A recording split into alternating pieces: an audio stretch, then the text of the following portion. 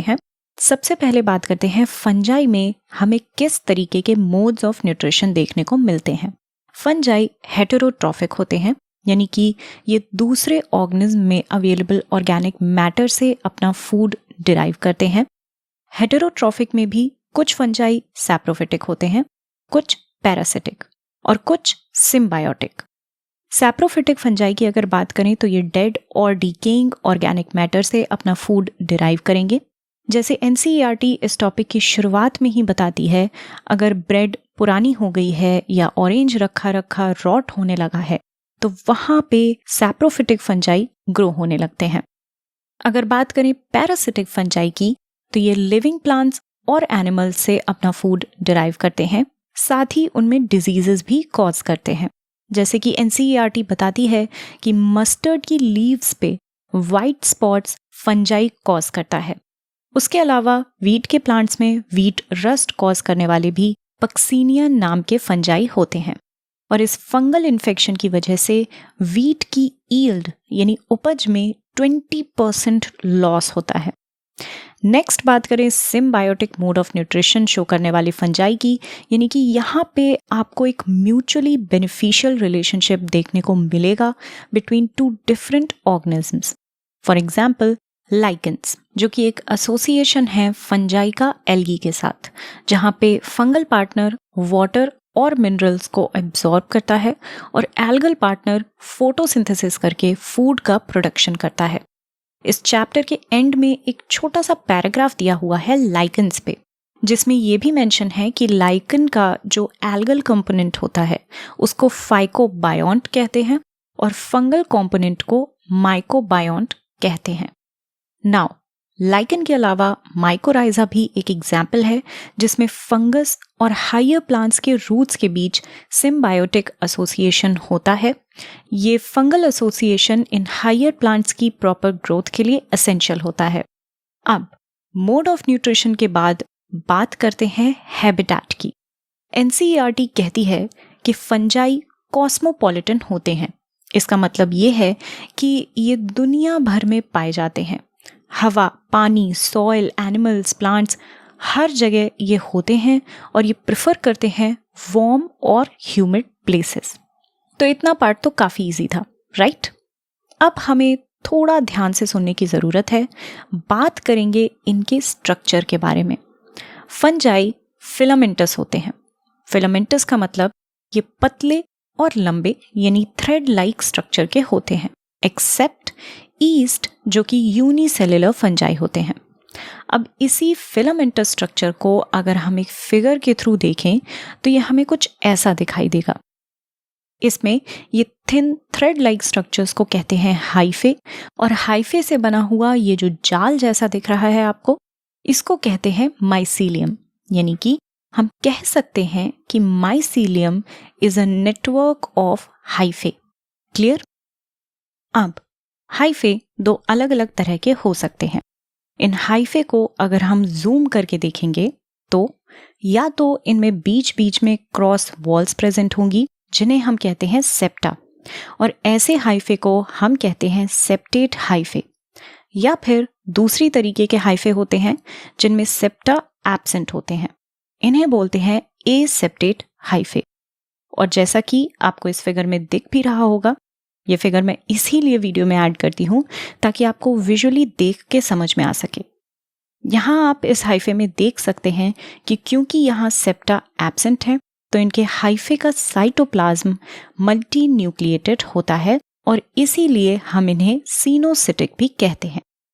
Clear? इसके अलावा एक बात और याद रखने की है कि फंजाई की सेल वॉल्स काइटिन और पॉलीसेक्राइड्स की बनी हुई होती हैं। चलिए अब बात करेंगे फंजाई में रिप्रोडक्शन की, और ये बहुत इंपॉर्टेंट है तो इसे हमें थोड़ा ध्यान से सुनना होगा। हेलो, हाँ तुम्हारा फ्लैट नंबर क्या था? Thank you. हाँ बाबा, सब रैप करके लाई हूँ मैं। किंगडम फंजाई में हम वेजिटेटिव, एसेक्सुअल और सेक्सुअल ये तीनों ही मोड्स ऑफ रिप्रोडक्शन ऑब्जर्व कर पाते हैं। सबसे पहले बात करें वेजिटेटिव मोड ऑफ रिप्रोडक्शन की, तो फ्रेगमेंटेशन, फिजन और बडिंग इन तीनों मेथड से किंगडम फंजाई के मेंबर्स वेजिटेटिवली रिप्रोड्यूस करते हैं। इनके बारे में आपने 10th क्लास में पढ़ा होगा। क्विकली अगर मैं बताना चाहूँ तो फ्रेगमेंटेशन में आपको याद होगा कि इसमें ऑर्गेनिज्म फ्रैगमेंट्स में डिवाइड हो जाता है और हर फ्रैगमेंट फुली ग्रोन ऑर्गेनिज्म में डेवलप हो जाता है। फिजन हमें यूनिसेलुलर ऑर्गेनिज्म में देखने को मिलता है, जहां एक सेल 2 में डिवाइड होता है और फिर उन 2 सेल्स से 4 बनते हैं। और बडिंग, जिसमें ऑर्गेनिज्म के ऊपर एक आउटग्रोथ डेवलप होती है, जिसे हम बड कहते हैं, और ये बड एकदम पेरेंट ऑर्गेनिज्म की तरह डेवलप हो जाता है। तो ये तो आपको याद ही होगा, राइट? अब बात करते हैं हम एसेक्सुअल और सेक्सुअल मोड ऑफ रिप्रोडक्शन की। एनसीईआरटी हमें कुछ ऐसे एसेक्सुअल और सेक्सुअल स्पोर्स के नाम बताती है जिनसे किंगडम फंजाई के मेंबर्स रिप्रोड्यूस करते हैं। एसेक्सुअल स्पोर्स के एग्जाम्पल हैं कोनिडिया, स्पोरेंजियोस्पोर्स और ज़ूस्पोर्स। और सेक्सुअल स्पोर्स के एग्जाम्पल हैं oospores, एस्कोस्पोर्स और बेसिडियोस्पोर्स। अब अगर मैं आपसे पूछूं कि ये स्पोर्स कहाँ बनते हैं, तो आपको याद होगा अभी हमने बात करी थी माइसीलियम की। तो मान लीजिए कि ये इसी माइसीलियम का एक पार्ट है और यही माइसीलियम डिफरेंशिएट करता है और इस पे कुछ स्पेशल स्ट्रक्चर्स डेवलप हो जाते हैं जिसको हम बोलते हैं फ्रूटिंग बॉडीज, और फ्रूटिंग बॉडीज में स्पोर्स बनते हैं। क्लियर? अब ये कुछ फ्रूटिंग बॉडीज का फिगर मैंने ड्रॉ किया है, इससे आपको और बेटर समझ में आएगा। देखिए, यहां आप देख सकते हैं हमने अभी एसेक्सुअल स्पोर्स में कोनिडिया डिस्कस किया था। तो कोनिडिया तो हो गया स्पोर्स का नाम, और जिन फ्रूटिंग बॉडीज पे कोनिडिया बनते हैं उन्हें बोलते हैं कोनिडियोफोर। स्पोरेंजियोस्पोर्स की भी हमने बात करी थी। तो ये स्पोरेंजियम नामक स्ट्रक्चर के अंदर बनते हैं, और ऐसे ही एक या एक से ज्यादा स्पोरेंजियम अरेंज्ड होते हैं over fruiting body called as sporangiophore. Sexual spores में मैंने आपको बताए थे बेसिडियोस्पोर्स। ये स्पोर्स बेसिडियम के ऊपर बनते हैं और ऐसे ही ढेर सारे बेसिडियम अरेंज्ड होते हैं ओवर फ्रूटिंग बॉडी, जिसे बोलते हैं बेसिडियोकार्प। एस्कोस्पोर्स भी सेक्सुअल स्पोर्स होते हैं और ये डेवलप होते हैं inside sac like structures called as ascus, और नंबर ऑफ एस्कस अरेंज्ड होते हैं over fruiting body called as ascocarp. Okay, in diagrams के थ्रू मैंने अभी जितना कुछ भी आप लोगों को बताया है वो अगर आपने अच्छे से समझ लिया तो आप खुद देखेंगे कि अभी आगे चल के ये सारा कुछ रिलेट होगा और सारी बातें आपको बहुत इजीली समझ में आ जाएंगी। ऑल राइट, अब आप एक बात मुझे बताइए कि इन फिगर्स में आपको क्या सिमिलैरिटी दिख रही है और क्या डिससिमिलैरिटी दिख रही है। आप देख पा रहे होंगे कि कोनिडिया और बेसिडियोस्पोर्स अपनी फ्रूटिंग बॉडी के ऊपर प्रोड्यूस हुए हैं, जबकि स्पोरेंजियोस्पोर्स और एस्कोस्पोर्स फ्रूटिंग बॉडी के अंदर प्रोड्यूस हुए हैं, राइट? तो जो स्पोर्स फ्रूटिंग बॉडी के ऊपर बनते हैं उन्हें बोलते हैं एक्सोजेनस स्पोर्स, और जो स्पोर्स फ्रूटिंग बॉडी के अंदर बनते हैं उन्हें बोलते हैं एंडोजेनस स्पोर्स। ओके, ये समझ में आ गया तो बहुत बढ़िया, क्योंकि यहां से काफी क्वेश्चंस बनते हैं। तो अभी हमने बात करी कि एसेक्सुअल और सेक्सुअल रिप्रोडक्शन में कौन से स्पोर्स इन्वॉल्व होते हैं। अब थोड़ा सा हम एसेक्सुअल और सेक्सुअल रिप्रोडक्शन की साइकिल को समझेंगे। ध्यान दीजिएगा, अगर बात करें एसेक्सुअल रिप्रोडक्शन की तो देखिए, आपको पता है कि in asexual reproduction there is no fusion of gametes, right? तो यहाँ पे क्या होगा कि फ्रूटिंग बॉडीज में स्पोर्स बनेंगे, डिस्पर्स होंगे, और जहां भी इन्हें सूटेबल कंडीशन मिलेगी वहां ये वापस से माइसीलियम बना लेंगे। सिंपल। अब अगर बात करें सेक्सुअल रिप्रोडक्शन की तो यहाँ पे क्या होता है, और इस टॉपिक से क्वेश्चंस पूछे जा सकते हैं, इसलिए ध्यान से सुनिएगा। देखिए, मान लीजिए 2 मेटिंग के लिए कंपैटिबल फंजाई हैं जिनका मैंने यहाँ माइसीलियम ड्रॉ किया है। ये दोनों माइसीलियम हैप्लॉइड हैं। हैप्लॉइड को हम रिप्रेजेंट करते हैं स्मॉल एन से। इन दोनों ने गैमीट्स प्रोड्यूस किए। गैमीट्स भी कैसे होंगे? हैप्लॉइड। अब ऑब्वियसली सेक्सुअल रिप्रोडक्शन है तो गैमीट्स फ्यूज करेंगे और 3 स्टेप्स होंगे। पहला प्लाज्मोगैमी, यानी कि इन दोनों गैमीट्स के प्रोटोप्लाज्म फ्यूज कर जाएंगे। इस स्टेज को हम कहते हैं डाइकैरियोफेज या N+N, क्योंकि यहाँ एक सेल के अंदर 2 सेपरेट न्यूक्लियस होते हैं और इस कंडीशन को हम कहते हैं डाइकैरियन। ओके, नेक्स्ट स्टेज है कैरियोगेमी, यानी कि इन दोनों न्यूक्लियस का फ्यूजन हो जाता है जिससे बनता है जाइगोट। अब क्योंकि यहाँ न्यूक्लियस फ्यूज हो चुके हैं तो जाइगोट की प्लॉइडी हो जाती है डिप्लॉइड, यानी 2N। इसके बाद आती है थर्ड स्टेज जो कि है मियोसिस, यानी जाइगोट में मियोसिस के थ्रू स्पोर्स बनेंगे।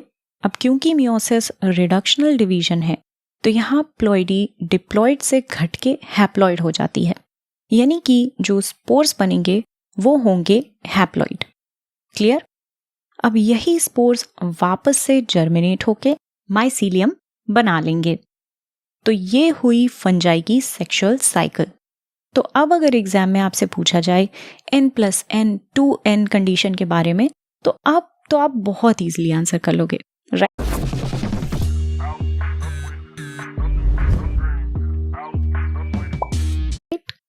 ओके, यहां तक अगर आपको समझ आ गया है तो आगे का टॉपिक बहुत ही इजी है।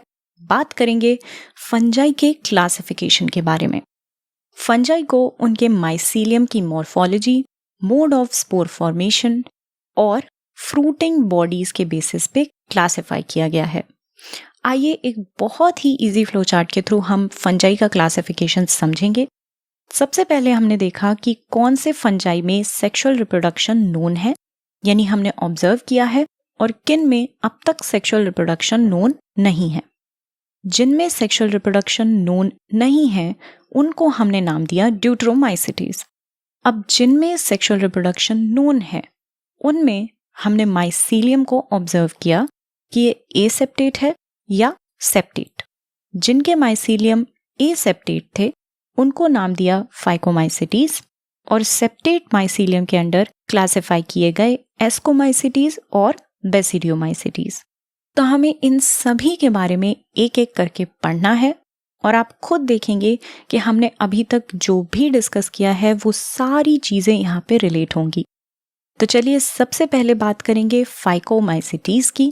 फाइकोमाइसिटीज एक्वाटिक हैबिटेट में पाए जाते हैं। इसके अलावा ये डीकेइंग वुड पे भी ग्रो करते हैं और ये प्लांट्स में ऑब्लिगेट पैरासाइट भी होते हैं, यानी कि इन्हें रिप्रोड्यूस करने के लिए किसी न किसी प्लांट होस्ट को इन्फेक्ट करना ही होगा। ओके, इनके माइसीलियम की अगर बात करें तो ये होता है एसेप्टेट और सीनोसिटिक, यानी सेप्टा एब्सेंट होंगे और मल्टी न्यूक्लिएटेड कंडीशन होगी। इसके बाद एनसीईआरटी बताती है फाइकोमाइसिटीज के एसेक्सुअल और सेक्सुअल रिप्रोडक्शन के बारे में।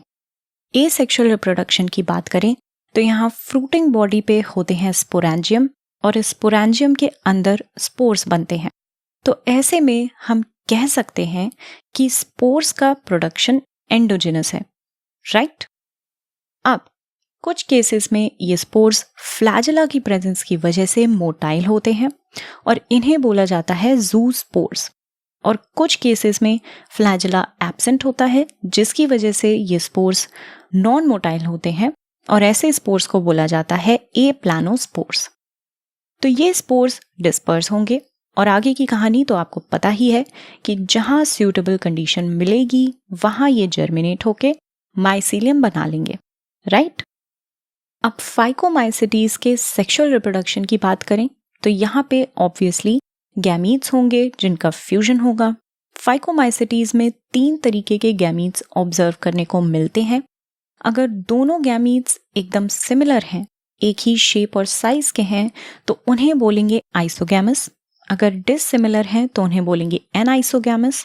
और अगर एक गैमीट बड़ा और नॉन मोटाइल है और दूसरा छोटा और मोटाइल है तो उसको कहते हैं oogamous। तो सेक्सुअल साइकिल में गैमीट्स का फ्यूजन होगा और एनसीईआरटी बताती है कि इस फ्यूजन से बनता है जाइगोस्पोर। तो देखिए होता क्या है कि इस जाइगोस्पोर में मियोसिस होता है और मियोसिस के थ्रू स्पोर्स फॉर्म होते हैं। यहाँ भी आप देख पा रहे होंगे कि स्पोर्स एंडोजेनस है और फिर उसके बाद वही ये स्पोर्स रिलीज होंगे और जर्मिनेट होके माइसीलियम फॉर्म कर लेंगे। फाइकोमाइसिटीज के एग्जाम्पल्स जो हमें लर्न करने हैं वो है म्यूकर, राइजोपस या ब्रेड मोल्ड जो आपने 10th क्लास में भी पढ़ा होगा, और एल्ब्यूगो जो कि मस्टर्ड प्लांट के ऊपर एक पैरासिटिक फंगस होता है। ये तो बात हुई फाइकोमाइसिटीज की। अब बात कर लेते हैं एस्कोमाइसिटीज के बारे में। एस्कोमाइसिटीज को सैक फंजाई भी बोला जाता है। ये मोस्टली मल्टीसेलुलर होते हैं एक्सेप्ट ईस्ट जो कि यूनिसेलुलर होते हैं और जीनस सैक्रोमाइसीस को बिलोंग करते हैं। एस्कोमाइसिटीज सैप्रोफिटिक भी होते हैं, ये डिकम्पोजर का काम करते हैं, साथ ही ये पैरासिटिक भी होंगे यानी डिजीज कॉज करेंगे, और ये कॉप्रोफिलस होते हैं यानी डंग मतलब एनिमल वेस्ट पे ग्रो करते हैं। इनका माइसीलियम ब्रांच्ड और सेप्टेट होता है। बात करें इनके रिप्रोडक्शन की तो एनसीईआरटी में ये बात मेंशन नहीं है, लेकिन एस्कोमाइसिटीज वेजिटेटिव मोड्स यानी फ्रेगमेंटेशन, फिजन और बडिंग के थ्रू रिप्रोड्यूस करते हैं। आपने भी शायद सुना होगा कि ईस्ट जो एस्कोमाइसिटीज के मेंबर होते हैं वो बडिंग के थ्रू रिप्रोड्यूस करते हैं, तो वेजिटेटिव मोड भी डेफिनेटली यहाँ पे प्रेजेंट होता है।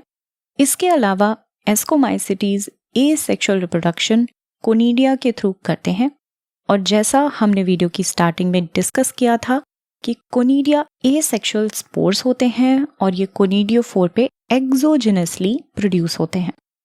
एस्कोमाइसिटीज में सेक्सुअल रिप्रोडक्शन की अगर मैं बात करूं तो ये होता है थ्रू एस्कोस्पोर्स।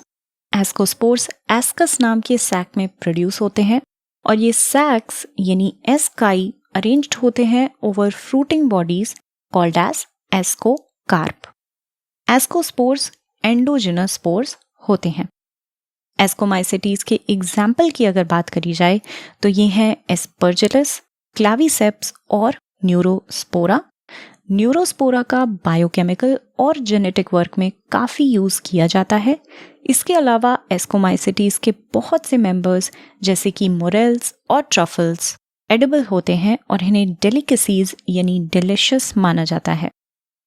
अब हम आ जाते हैं नेक्स्ट बेसिडियोमाइसिटीज पे। मशरूम को तो आप अच्छे से जानते ही होंगे, ये तो फंजाई के सबसे पॉपुलर मेंबर हैं। इसके अलावा ब्रैकेट फंजाई जो ज़्यादातर ट्रीज की लकड़ी पे ग्रो करते हैं, और पफ बॉल्स बेसिडियोमाइसिटीज के कॉमनली नोन मेंबर्स हैं। ये सॉइल और ट्रीज के स्टम्प्स या वुड लॉग्स पे ग्रो करते हैं, या फिर ये प्लांट्स में पैरासाइट की तरह भी प्रेजेंट होते हैं। इनके माइसीलियम की बात करें तो ये भी एस्कोमाइसिटीज की तरह ही ब्रांच्ड और सेप्टेट होते हैं। बेसिडियोमाइसिटीज में एसेक्सुअल रिप्रोडक्शन नहीं होता, लेकिन ये वेजिटेटिव और सेक्सुअल मीन्स से रिप्रोड्यूस करते हैं। वेजिटेटिव रिप्रोडक्शन की अगर बात करें तो बेसिडियोमाइसिटीज फ्रैगमेंटेशन के थ्रू वेजिटेटिव रिप्रोडक्शन शो करते हैं, और सेक्सुअल रिप्रोडक्शन की अगर बात करें तो यहाँ पे हमें थोड़ा ध्यान से सुनना पड़ेगा। बेसिडियोमाइसिटीज में सेक्सुअल ऑर्गन्स एब्सेंट होते हैं, तो फिर सेक्सुअल रिप्रोडक्शन कैसे होता है, चलिए इसको समझते हैं। देखिए, हमने सेक्सुअल साइकिल के 3 स्टेप्स डिस्कस किए थे, प्लाज्मोगेमी, कैरियोगेमी और मियोसिस, राइट? तो यूजुअली प्लाज्मोगेमी गैमीट्स के फ्यूजन के थ्रू होती थी, लेकिन क्योंकि यहाँ सेक्सुअल ऑर्गन्स एब्सेंट होते हैं तो यहाँ 2 अलग जीनोटाइप के माइसीलियम के सोमैटिक सेल्स या वेजिटेटिव सेल्स का फ्यूजन होता है। सोमैटिक मतलब गैमीट्स के अलावा बॉडी के जितने भी सेल्स होते हैं उन्हें सोमैटिक सेल्स कहते हैं। तो ये सोमैटिक सेल्स फ्यूज होते हैं, प्लाज्मोगेमी होती है, और इससे फॉर्म होता है डाइकैरियन। Remember N+N। अब ये डाइकैरियन ग्रो करता है और बना लेता है बेसिडियम।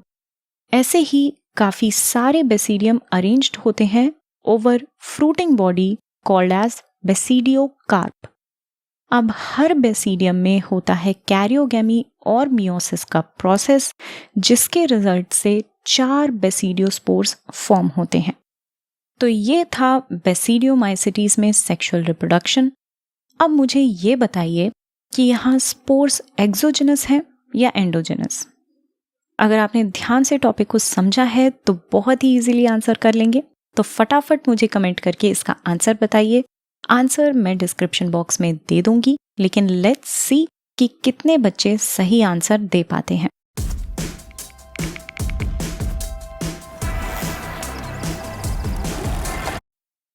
बेसिडियोमाइसिटीज के एग्जाम्पल की अगर हम बात करें तो ये है अगैरिकस यानी मशरूम, ओस्टेलागो यानी स्मट और पक्सीनिया यानी रस्ट फंगस। ओस्टेलागो और पक्सीनिया यानी रस्ट और स्मट पैरासिटिक होते हैं। चलिए फाइनली हम आ जाते हैं last topic which is also very very easy, Deuteromycetes. तो जैसे कि मैंने आपको फंजाई का क्लासिफिकेशन डिस्कस करते वक्त बताया था, ड्यूट्रोमाइसिटीज वो फंजाई हैं जिनमें सेक्सुअल फेजेस अब तक ऑब्जर्व नहीं करी गई हैं और इसीलिए हम इन्हें इम्परफेक्ट फंजाई भी कहते हैं। ड्यूटेरोमाइसिटीज में केवल वेजिटेटिव और एसेक्सुअल रिप्रोडक्शन ऑब्जर्व किया गया है। वेजिटेटिव रिप्रोडक्शन ये करते हैं थ्रू फ्रैगमेंटेशन और asexual reproduction through conidia spores. इनका माइसीलियम सेप्टेट और ब्रांच्ड होता है। सेप्टेट और ब्रांच्ड माइसीलियम हमने अब तक केवल एस्कोमाइसिटीज और बेसिडियोमाइसिटीज में पढ़ा है, राइट? तो कभी कभी ऐसा होता है कि मान लीजिए हमें कोई फंजाई मिला, उसका माइसीलियम सेप्टेट और ब्रांच था और उसमें सेक्सुअल साइकिल भी थी, पर हम ऑब्जर्व नहीं कर पाए और हमने उसे क्लासिफाई कर दिया अंडर ड्यूट्रोमाइसिटीज। तो ऐसा कभी कभी हो जाता है कि कुछ फंजाई ड्यूट्रोमाइसिटीज में क्लासिफाई कर दिए जाते हैं, फिर जब हम उनकी सेक्सुअल साइकिल डिस्कवर करते हैं तो उन्हें एस्कोमाइसिटीज या बेसिडियोमाइसिटीज में शिफ्ट कर देते हैं। ऑलराइट, ड्यूट्रोमाइसिटीज के मोड ऑफ न्यूट्रिशन की अगर बात करें तो ये सैप्रोफिटिक होते हैं या पैरासिटिक होते हैं। याद रखने वाली बात यह है कि कुछ ड्यूट्रोमाइसिटीज के सैप्रोफिटिक मेंबर्स लिटर को डिकम्पोज करने में और मिनरल साइक्लिंग में काफी बड़ा रोल प्ले करते हैं। एग्जाम्पल्स की अगर बात